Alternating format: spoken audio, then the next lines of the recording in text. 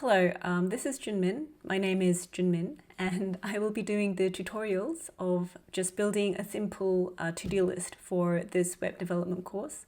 In the last two videos, we learned about HTML and cascading style sheets. And in this tutorial, I'm going to show you the process of actually using what we've learned so far.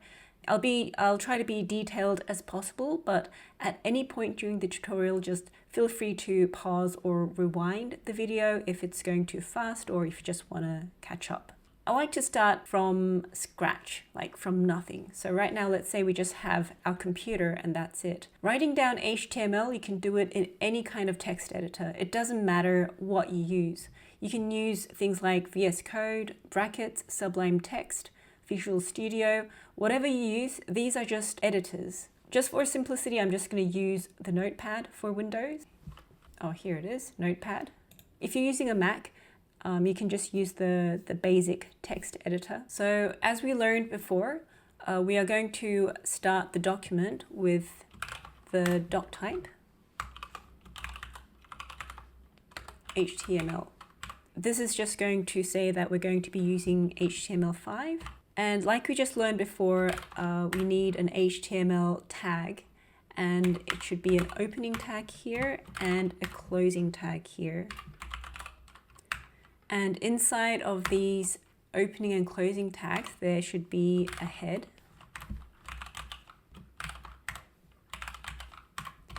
And there should also be a body.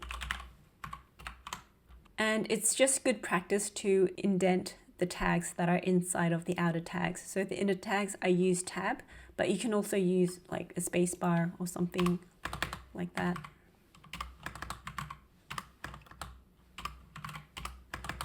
So as we learned, inside of the head, there should be a title.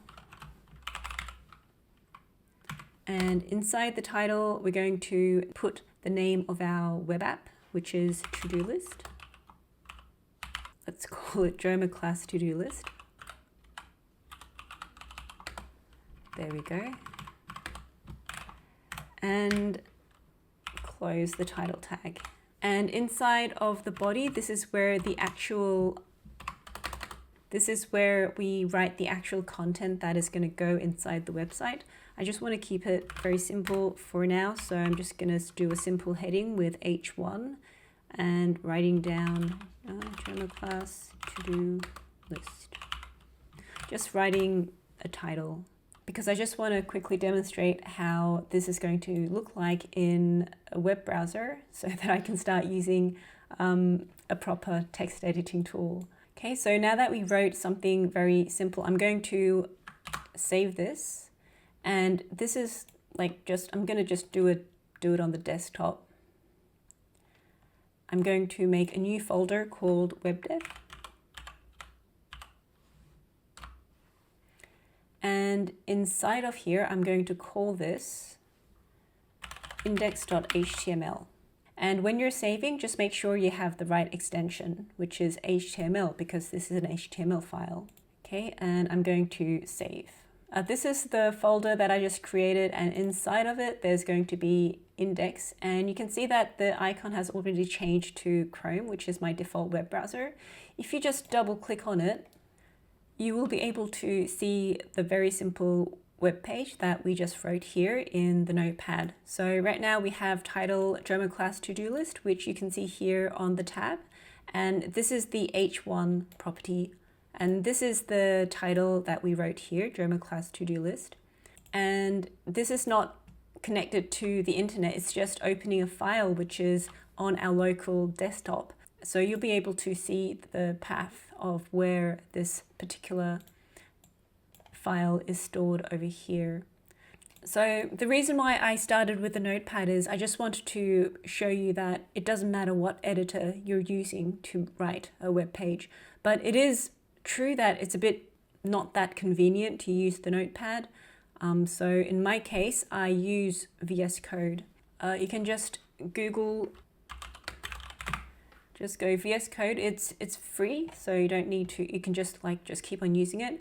Go to downloads and download it here and just install it and open it, and you'll be able to use VS Code. You don't need to use VS Code. There's also a very good editor like Brackets, which is over here. You can just go here and download it. There are others, over here, like Atom, Sublime Text. Any of the editors will all work. Just try to find your favorite one. But I am going to be using VS Code. So if you open VS Code, I'm going to open the folder which was on my desktop, the one that I made, web dev. I'm going to select that. And you can see here that there is the file that I just made. I'm just going to put the browser here side by side so I can edit it and also refresh the browser whenever I want to check if I'm seeing what I intended. So I'm just going to add a little bit more elements in this web page. And so under the title, I'm going to add 2 paragraphs.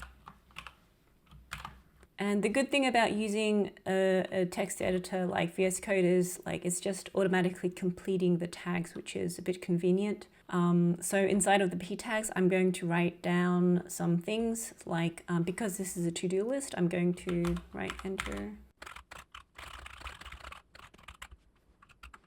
And I'm going to write another one saying, click the item to mark it as complete.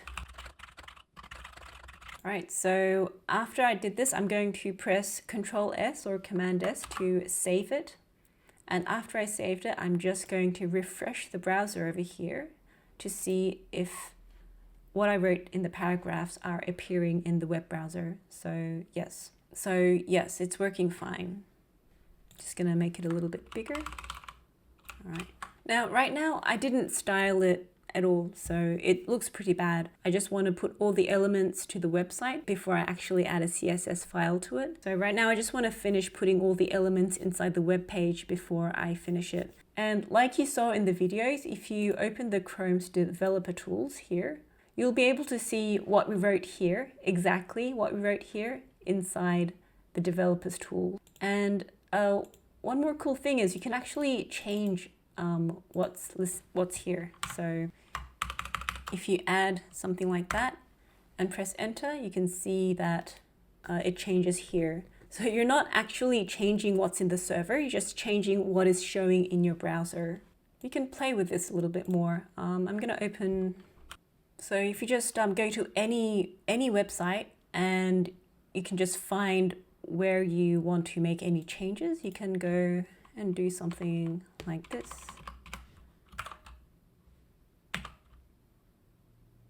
I think that's pretty cool.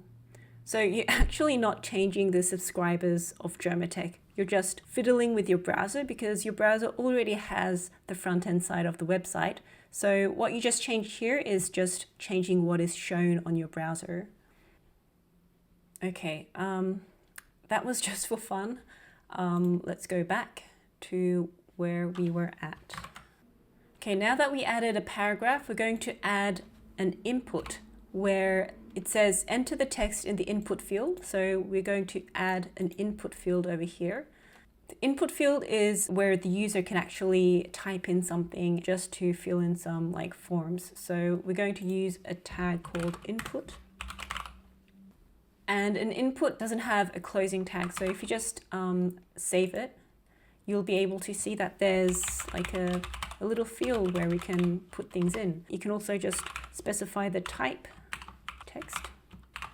And you can also use something called a placeholder, which is something that you can just display by default. I'm going to say new item because I want to let the people know that this is where you type in the new item. So if you save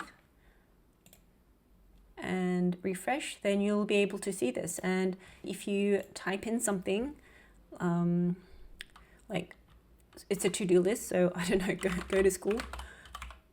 That's stupid. But yeah, if you type in something, you'll be able to see that the new item has disappeared. So I guess you might be thinking then, do I need to know about what kind of things I can use for each tag? Actually, no, I don't think anybody actually remembers all of that.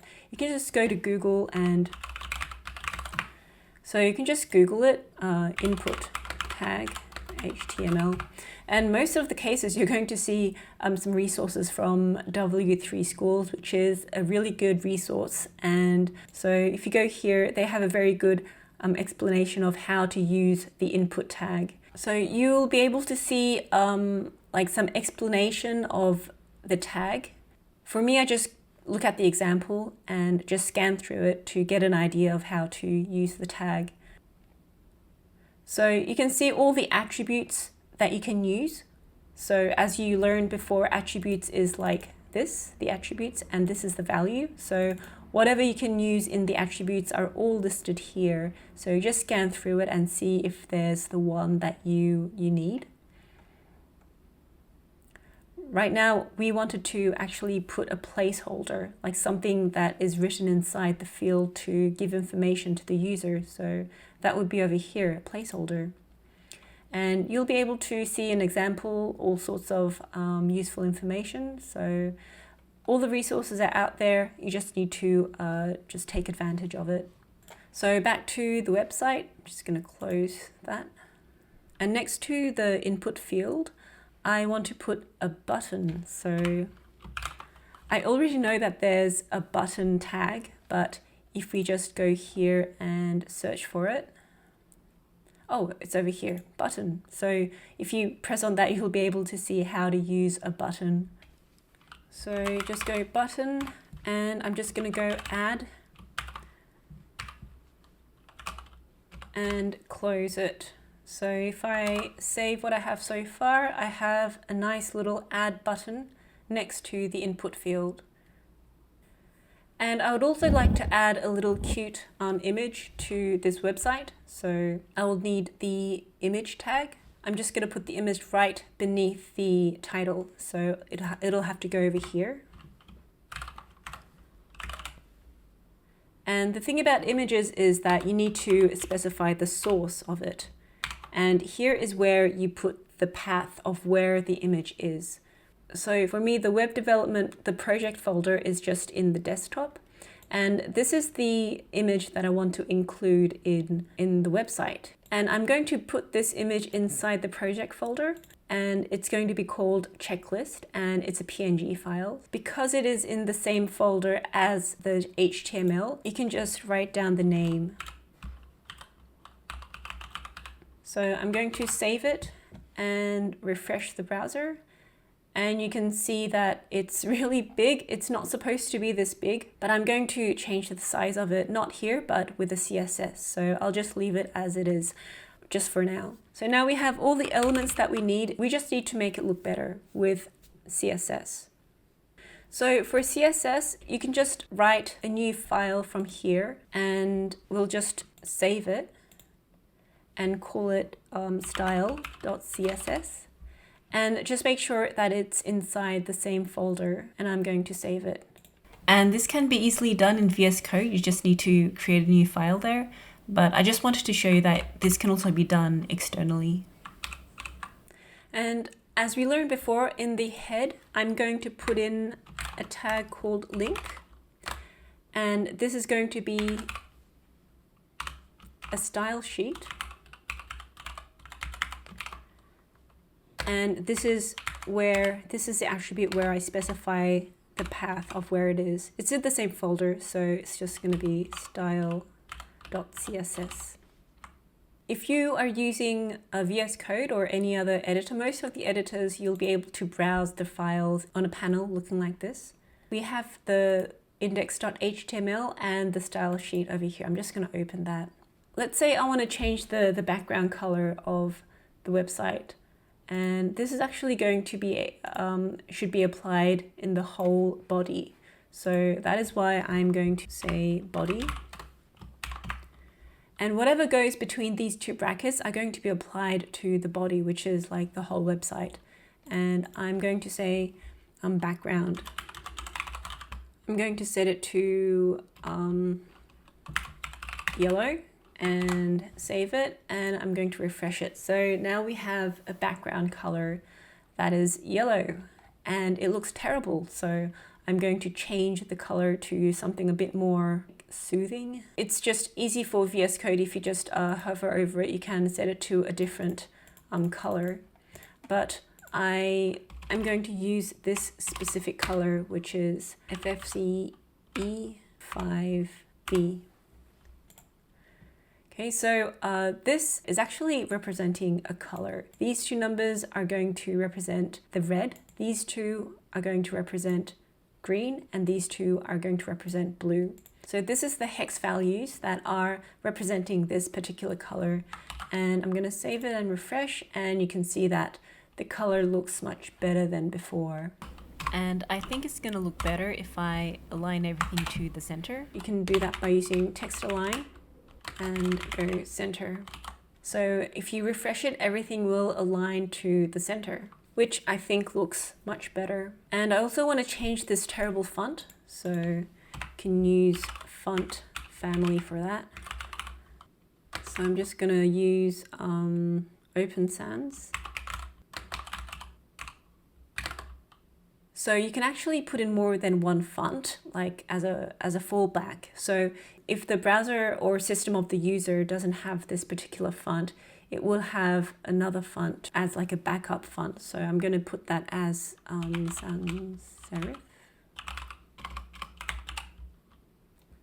So it's good to just say, this is the font that I want, but in case it doesn't have this font, just put a generic font here so that it has something to fall back on if the system doesn't have this particular font. So I'm going to save it and refresh it, and you can see that it changed its fonts, which I think looks much better. So I want to actually change the color of this. So I'm going to put H1 and say color white. And I also want to make it all uppercase because it's a title. I think that would look better.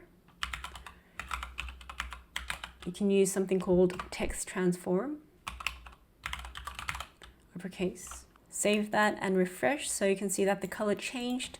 And also I want to make it a bit thicker, so I'm going to go font weight and I'm going to put it to 800.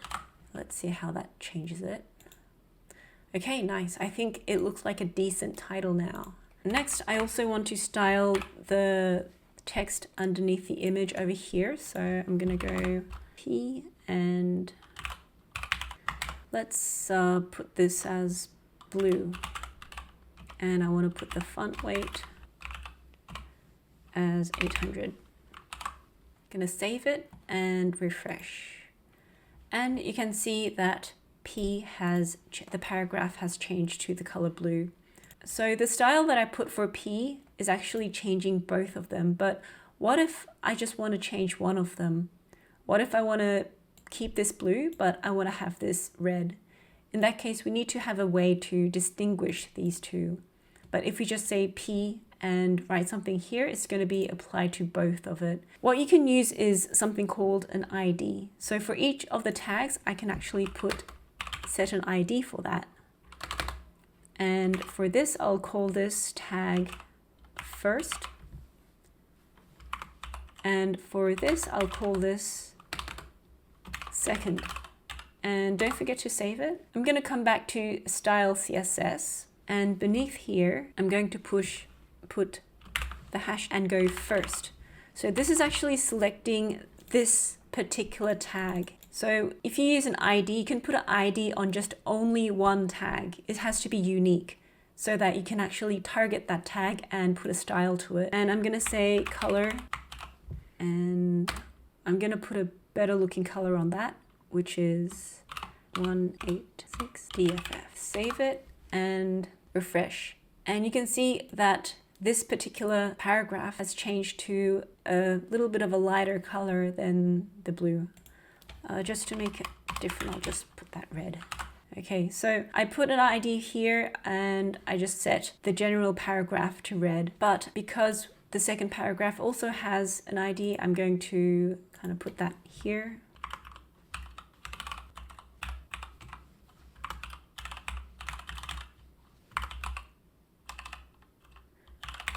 And I'm going to put another color for that, which is FA6B. 6B. Okay. The paragraph with the ID second, color has changed to a rather more relaxing looking red. we don't need this anymore. I'm just going to erase that. It's just going to be set to the default. So if you ever write another P tag here,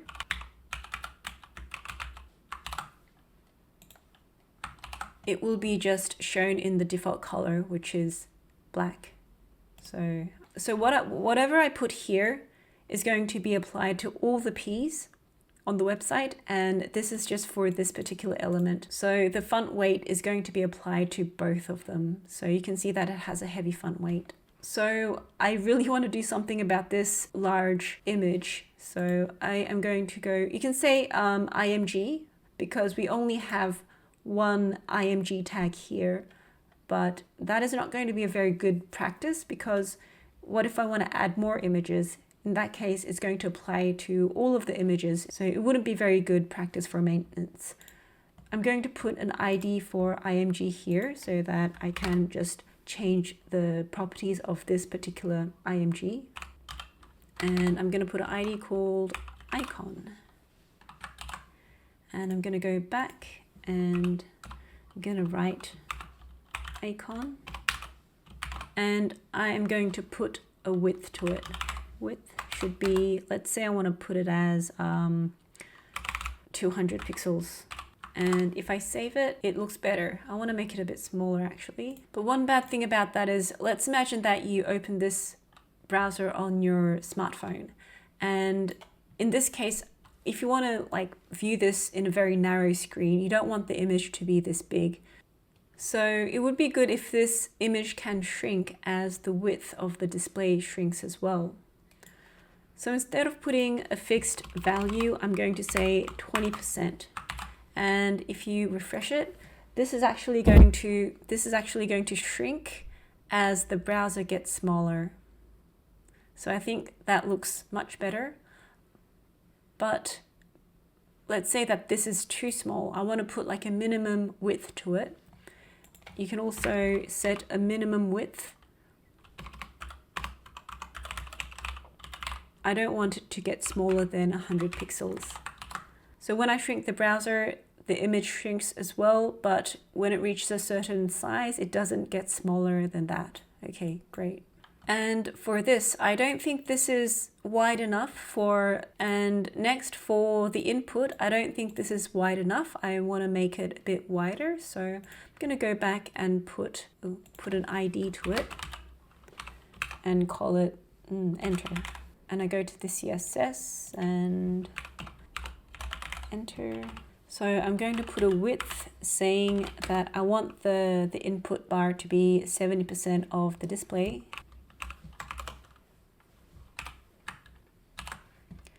And if you refresh it, yeah, it looks a bit wide, but if you shrink it, then it looks fine. So what I want to do here is I want to make it, when it gets small, I want to make it 70% of the width of the display. But when it gets larger, I think it looks a bit bad when it gets too wide. So I'm going to put a max width for that. So max width. And I'm going to say 600 pixels. Let's see how that looks. Okay, I want maybe a bit smaller, 400 pixels. Okay, I think that looks better. So when it gets very wide, I don't want it to get like super stretched, but still when it gets small, I still want it to fit in the screen. So that is how I want to make my input field look like. And let's do something about the style of the field because it looks pretty bad. So I'm going to make it look a little bit better by getting rid of this ugly border. So you can say border none. So you can see we don't have a border. I think that looks much better. And it looks a bit crowded inside here. I want to make some paddings within the field. So just put a little bit of padding. So a padding is basically making some more space between what I write here and the actual field. So if I store that, it looks much better and it's a bit too sharp. I want it to look a bit more smooth. So I'm going to put, I'm going to round the corners by saying border radius 5 pixels. And you can see that it's smoother now. And right now I don't like how the button looks, so I'm going to go back and put an ID to that button saying, I'm going to call that add because it's an add button. And just like we've always done, we'll just go add and take away the border because it's ugly. Border none. And padding should be 5 pixels. I want the color of the font to be gray. And I want it to be round.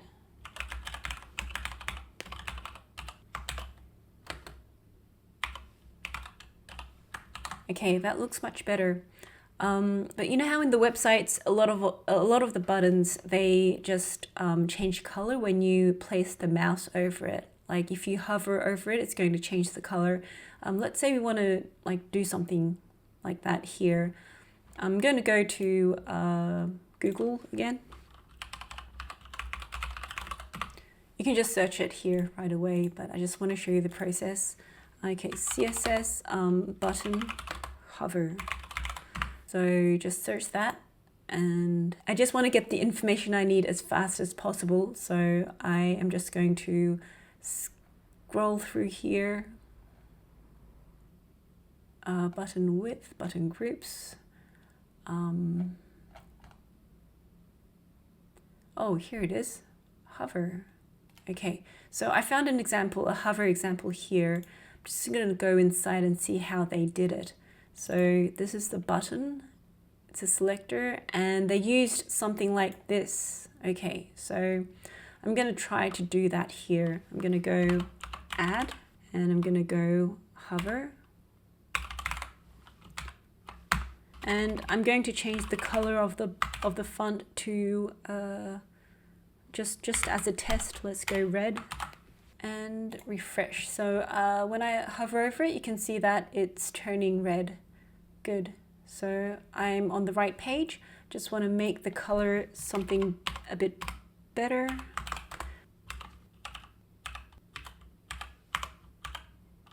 And I also want the background color to be